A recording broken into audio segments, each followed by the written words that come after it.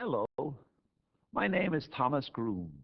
I'm a professor of theology and religious education at Boston College, and I serve as director of Boston College's Institute of Religious Education and Pastoral Ministry. The three topics of this morning's conversation share a common concern: education for leadership in the church. Let me work backward. The church. No pun intended.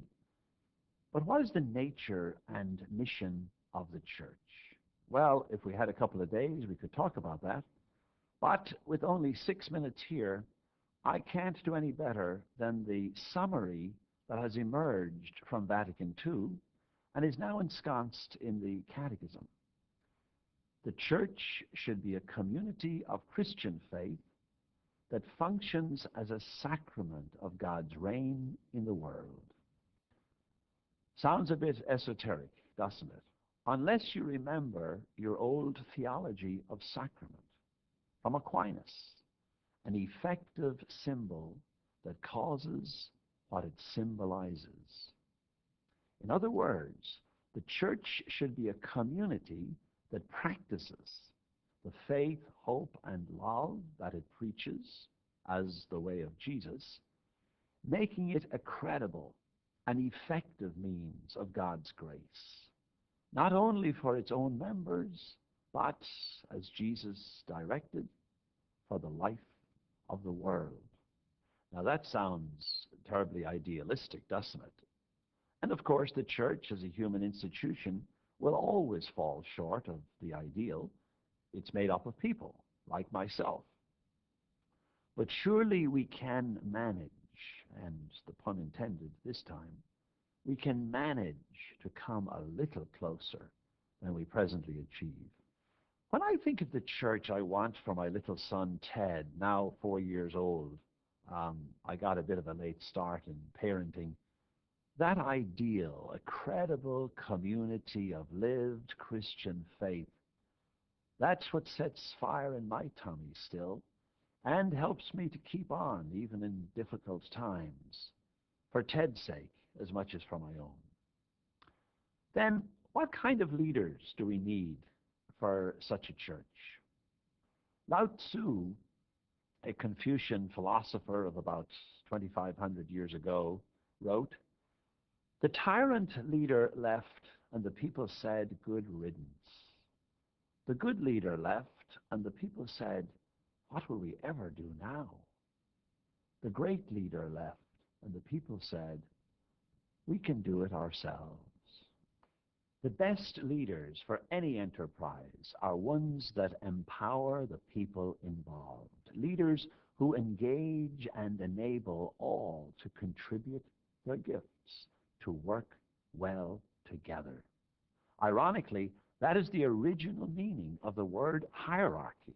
We now take hierarchy to mean a pyramid of top-down power, with each level exercising authority over the one beneath.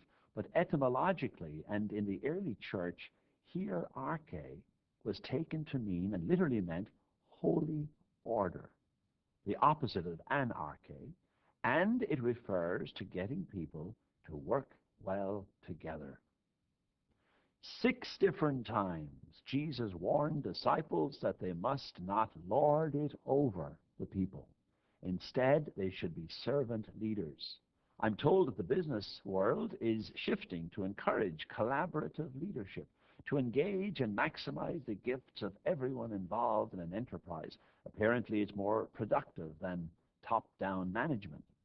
The church should have better reasons for partnership than increased productivity, though that wouldn't be a bad reason.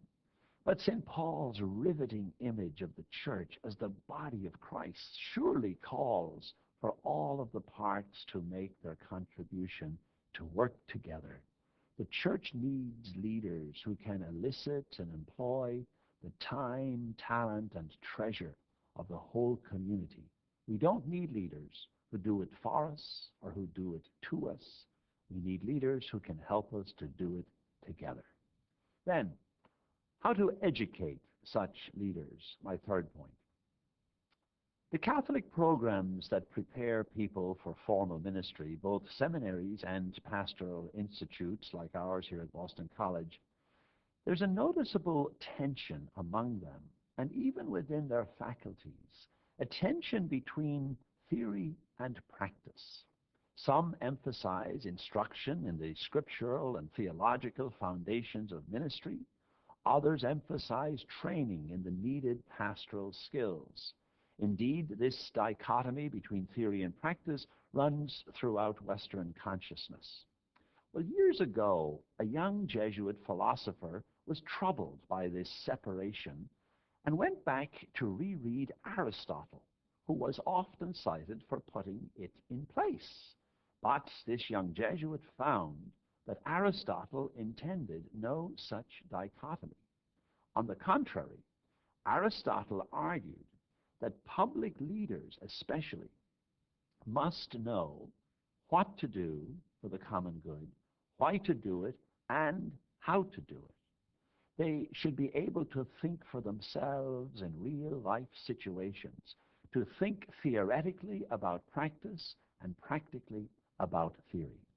As such reflective practitioners, Aristotle argued, leaders can reach beyond knowledge and skills and combine the two into wisdom, practical wisdom for the common good. Likewise, they are also more likely to have personal integrity of life. Some years later, I also reread Aristotle for my dissertation, and I recognized the same insight. And for over 30 years now, I've worked to implement such an integrated education for ministry at Boston College's Pastoral Institute. Except for us, the goal is spiritual wisdom. And to unite theory and practice, we fashion a pedagogy that encourages people to bring their lives to their faith and their faith to their lives. So our students, currently some 400 of them, receive a scholarly education aimed at ministerial practice, and they are required to practice ministry with scholarly reflection, all undergirded by the spiritual formation they will need to stay the course.